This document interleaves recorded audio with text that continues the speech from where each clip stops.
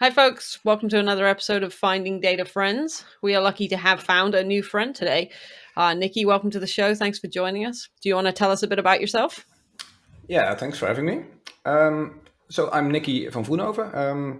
I live in the Netherlands, in the south of the Netherlands, actually, near Eindhoven. I work for PowerDops, a small consultancy company in Den Bosch, also the south of the Netherlands. And we focus on Microsoft data projects. So a data platform in the backend, but also Power BI mainly.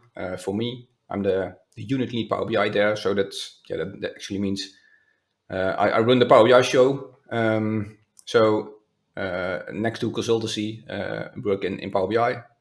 I also try to be the voice of the company around Power BI, and now also Fabric, of course. Fabric. Yeah, I should maybe call myself a Fabric unit lead now. Okay. Ask for a raise, maybe. Yeah. Always good. I thought with Fabric everything is getting cheaper, so I'm not sure how that would work out. For you. Oh, that's a good one. I might hold on to that. Yeah. Perfect. Yeah, and I actually came from the data warehousing background. So I've been using SSIS, RS, and AS for a while before this, and then actually started with Power Pivot. Not sure if you know that one. Way back when, around 2011, I think, 2012. I mean, it's just another fancy way of saying Excel, but good. Yeah, right. Excel 2.0 or something. Yeah, and now we have Power BI is another Excel, right? So there's that. Yeah, it's Excel in memory. Yeah, something like that. And then we export again to Excel back. So yeah, it all ends in Excel. It begins and it ends in Excel, I think. Yeah. Great. But with some prettiness in the middle. I need this huge report with all that information. What do you need that for? To get it into Excel. What do you need that for? So I can pivot it. I'm like, oh yeah, that makes perfect sense. So I can make a screenshot and put it in my presentation, right? That's exactly. Amazing. Yeah. So I guess we'll ask the first question that we like to ask on the podcast, and that is, what is your favorite data thing? Yeah, that's got to be Power BI then. No, we already had that one. Oh, yeah. Sorry. No, I'm just another one. Visual Basic then? Or? Now we're talking. Winner. Now I got one started, yeah. No, sorry. Carry on. Power BI. Yeah, well, Power BI is a broad topic, of course, but I'm overly enthusiastic about the administration and governance around Power BI. For example, adoption in Power BI, but also having naming conventions in everything you use in Power BI, and also following the announcements around administration and governance. So the new administration workspace in Power BI is a nice start. So to get an overview of your Power BI tenant and all the stuff that's in there, we used to have to create it ourselves, that overview, but at least it's a start to have that available now. So that's good. Cool. Naming things is hard. Yeah, it is. And it's better to have a standard than have nothing at all, right? So just start anywhere. Yeah, naming things in IT is got to be the hardest thing. Rob was doing why everything must be called Ben. I'm still not sure if that's a great naming standard, but it's probably worse ones. Could be, most probably. Why everything must be called B. So see again, we're sidetracking, but that's kind of what we do. I noticed. Yeah. I've been watching a few of the episodes. Yeah. It's kind of our jam, and that this is also what makes things so interesting. Then again, we were generous enough to let you pick Power BI yet again, despite you having had the chance to see all the other episodes. And I'm not even sure if that's one of the already published episodes. See, this is where things get interesting. I think it was. Yeah, pretty sure. I'm pretty sure it was one of the early ones. There's that. However, with the entire governance thingy, does that also play into like the purview side of the house then for you, or is it like I'm not saying strictly, but mostly the Power BI, I'm going to say, built-in mechanisms and more logic side of the house than additional tooling to it? Yeah, for me, it's mostly been Power BI solely. I have been, traveling around Purview a little bit, but not that much. It's mainly also getting your activities from the Power BI activity log, for example, into Azure Data Lake, and then reporting on that, and getting an overview of your tenant, all the artifacts, reports, workspaces, and the most important things like people have a pro license, you pay for that, but do they actually use the pro license? So if it's not used for X amount of days, then deactivate it or reach out to people, and do you still need it? They obviously say yes, but do they really need it? Yeah. I was going to say you should just deactivate it, because if you're like, hey, you're not using this, but you need it, and they'll be like, yeah. Let me try something real quick. Yeah. Oh, I use it all the time. Look. Yeah. Just disable it and use the beeping system, right? So if they don't come running towards you, then they probably don't need it. Yeah. Yeah, exactly. They'll shout if they I mean, what people don't know is that Nicky was just suggesting we start a meta podcast over this podcast, and now he's running basically the meta report over the metadata of his report. So from now on, he shall be called Sir Meta Nicky, I guess. It's Inception, right? So yeah. There's that. Yeah. Fair. Yeah, metadata is one of the parts in data that is entirely undervalued and underestimated with the power that is behind that. Yeah, it's true. Because if you just, not just from a pure governance point of view, as in, are there people seeing more data than they should? But really, at first, simple stuff like what you just said, or are they even using that license? You can spin that and make millions in savings for larger companies without them taking any hit in functionality. Yeah. Obviously not just for Power BI, but... And then we could put this report in Excel. Aha! Which comes for free with our new Windows laptop. So how cool is that?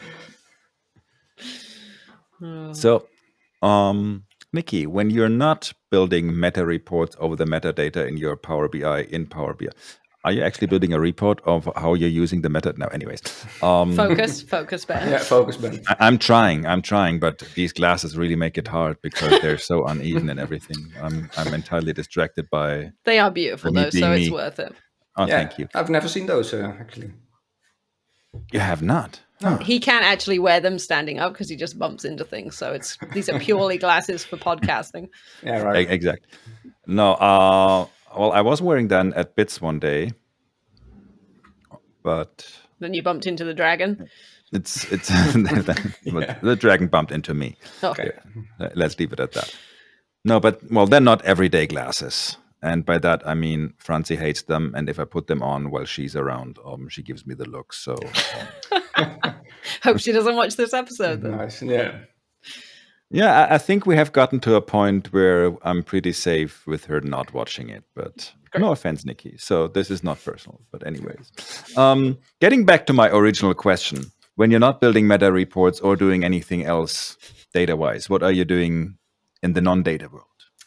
Well, it's a little bit related, but I also like to get data from it. But I love running, obviously, because we ran together at least at SQL Bits, but also at Data Grillen, of course, last year. I was going to say, I know of a picture that has the two of you plus Martha plus Koen at the beginning of I'm going to say rather long Twitter thread. Yeah, potentially the longest Twitter thread ever. Yeah, I think. I mean, it's more just than a couple of weeks ago, someone was like, hey, let's migrate this thread to threads. And not going to happen. First of all, no, we can't do that because not everybody can actually get on there. But also, I mean, you can't really migrate. You can just start from scratch. And no. Not going to happen. No. That's not happening. So, yeah, I love running. With or without friends, that's also fine. I'm at the local athletics club. So, there's a track running that I do every Tuesday, but also go running for myself. And I used to do a triathlon once, a quarter triathlon. It was quite fun in my hometown. So swimming in a canal and then cycling and running. I do half marathons. I once did a full marathon. That's basically it. Having fun running, and the kind of weather is not that important to me. If it's too warm or too hot, then it's not that fun. But I'm not scared of cold, so I just pack myself with clothes and then go outside. So Yeah, I always find it's easier to put more clothes on, but when it gets to a certain temperature, I don't want to be outside. yeah, true. Then There's only that many clothes you can take off, so Yeah, that's what they tell me. Then you got to run faster. yeah, true. We're People streaking are to the chasing. gymnasium. What are those flashy lights? This has never thanks for happened. of course It's not. purely hypothetical. Yeah. Yes, let's pretend that is what it is. Also, thanks for the gentle reminder that I have to get back out there. But I'm going to give you that. See, people, there is no need to invent or make up new sports that don't even exist. Just say I'm a runner, or just say I'm doing triathlons and all that. It's still a bit on the, hey, let me show off a little bit here side of the house. But at least it's not a made-up fantasy sport. Right, Liz? Right? I mean, just saying. She's never going to live that down. That's got to be the thing that's been mentioned the most in episodes of the podcast after like it's come up has been Liz's made up sport. So It's still haunting me. yeah, Why do Good people times. think they have to impress us here with made-up sports? I mean, seriously. it's true. So I mean, Nicky, she even put that much effort into it that if you Google it, you get all kinds of results for it, plus videos and all that. So I got to give her credit for that, but still. yeah, there's a lot of work went into them. Yeah. But anyway, Nicky, what's your where have you run that's your favorite spot to run? Obviously, when you've been traveling, you've run all over, right? So is there a particular one that stands out? Ooh, that's a good one. We got him off guard here. Yeah, Well sorry. played. We Yeah, told him yeah, the three questions we were going to ask, and that wasn't one of them. So cool. Yeah. Well, this is all casual. We're not going to do any surprises, but Well, yeah. The easiest part is, of course, if you go anywhere, you just take your shoes and some clothes and you can go running, right? So it's as easy as that. I love doing it on holidays. So I was in Germany last month, and it's not only a different environment, but also more hilly than here. So it's always a nice challenge, and you even have nice views. Then it's different than you're used to here with the same views and the same surroundings every week. So I would say not one particular spot that comes to mind, but I just love running wherever I am. So Cool. Yeah, I think it's a great way to see a city, isn't it? If you're somewhere new, just run around and see what you find. That's pretty cool. yeah, true. Awesome. Totally All right, we'll go back to the previously arranged questions. In that, with all this running, you're probably going to be hungry, right? So, what is your favorite food? What should we be eating after we go running? Well, not particularly after running, but I do like paella very much.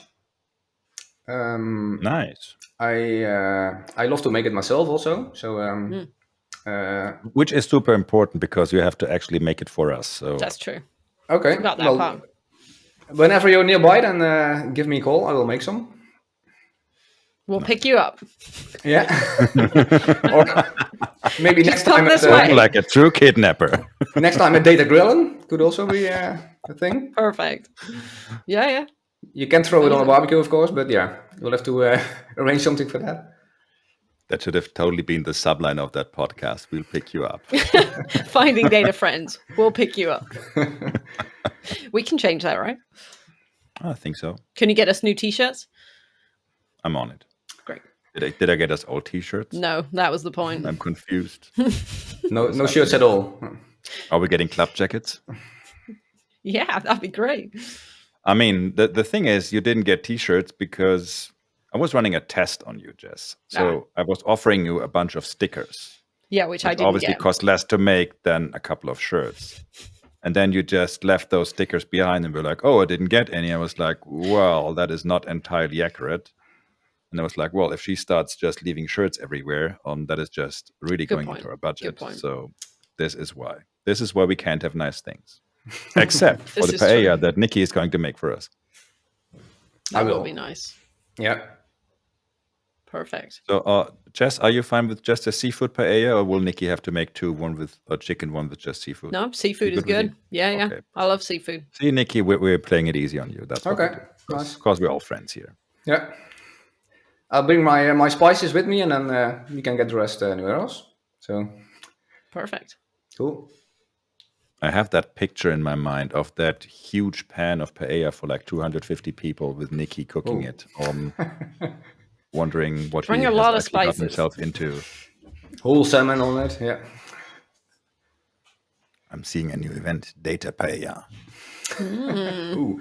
I'm Interested. registering the URL at the moment. You've got As time. we This speak. podcast isn't live. As we so speak. Yeah. You just have to do it before And we this is release exactly why. Exactly. If we come up with domain names during the podcast, we don't want people to stress out and Yeah. have to Okay. register during the Exactly. recording. So that is why we're kind of giving that extra buffer in between. it. Yeah. Smart. You're welcome. Yeah. Just no problem. But I understand Nicky now has some domain reservation plus some rice, seafood, saffron, and so on shopping to do. So I guess that gets us to the end of today's episode. Indeed. I'm very much looking forward to that huge pan of paella. By the way, we're only saying it's going to be for 200 people. It will just be the two of us eating, Jess. So no worries. I know. We're basically 100 people of eating each. Oh. There's that. I'll make it a little bit smaller then. Yeah. Hang on. No. Oh, just as Feed it big. for 200 days. people. Yeah, just all as right. big. Yeah. Okay. Also, it's also for the optics because that nice huge pan over open fire that just looks way nicer than just a Agreed. regular pan. Yeah. True. So very important. Anyways, Okay. thank you for letting us invite ourselves to have paella first at your house for the trial run and then at Data Paella next week, which will coincidentally be at the same location Grill usually happens. And with that, thank you so much for joining us. Thank you everyone for watching. Thank you, Jess. And thanks for having me. See you all. Okay. See you next Thank week. you. Bye, Bye. folks. Bye.